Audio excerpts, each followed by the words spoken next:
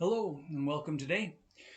Today we start off with a quote from a lady by the name of Shannon Alder.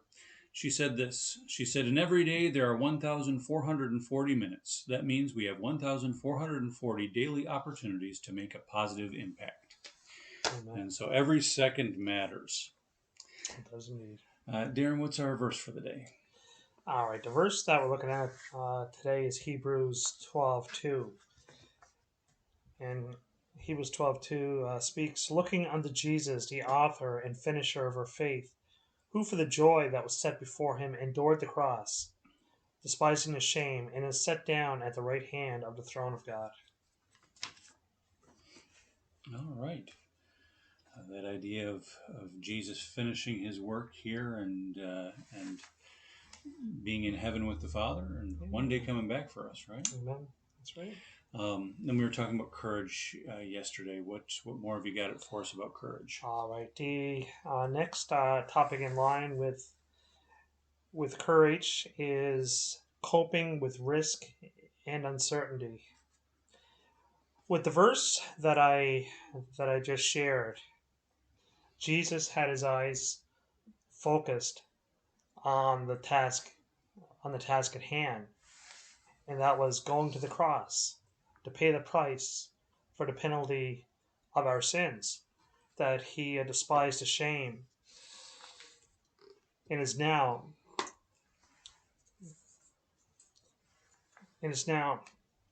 seated in the heavenly places at the right hand of God. How is that an example to us? Well, I can think of when we're facing days where we're just not sure what to do, how to um, perhaps go about that.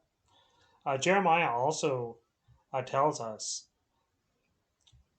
"For I know the plans that I have for you," declares the Lord, "plans for welfare and not for evil, to give you a future and a hope."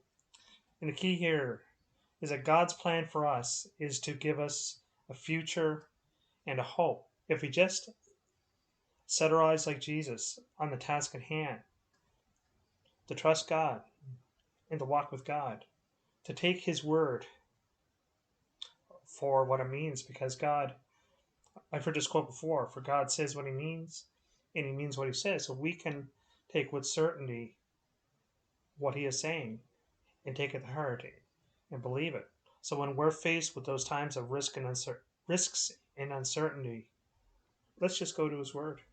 Let's just trust Him. Yeah, that's the thing to do. It's amazing.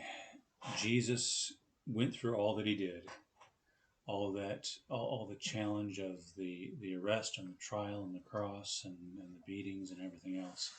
Um, and then at the cross, he said, "It is finished."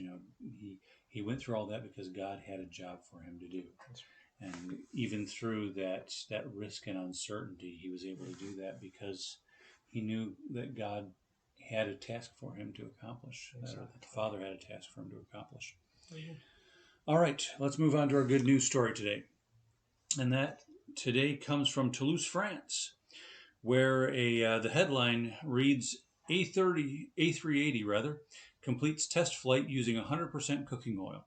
So an A380 Airbus, a big airplane, double-decker airplane, took off from Toulouse, France, flew around for 3 hours, and touched down on the same airport, flying on cooking oil. Wow.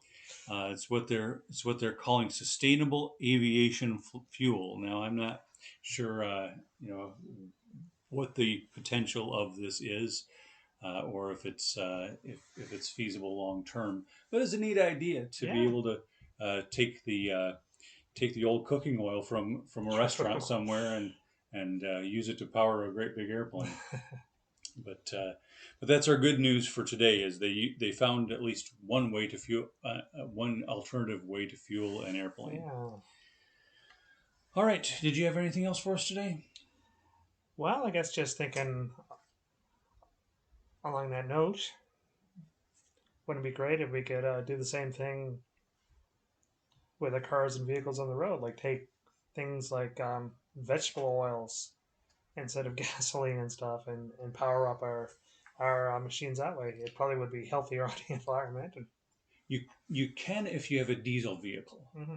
I know guys around here will gather up leftover cooking oil from the restaurants, Right. filter it, so on, and put it in their tanks for their diesel vehicles and run on that.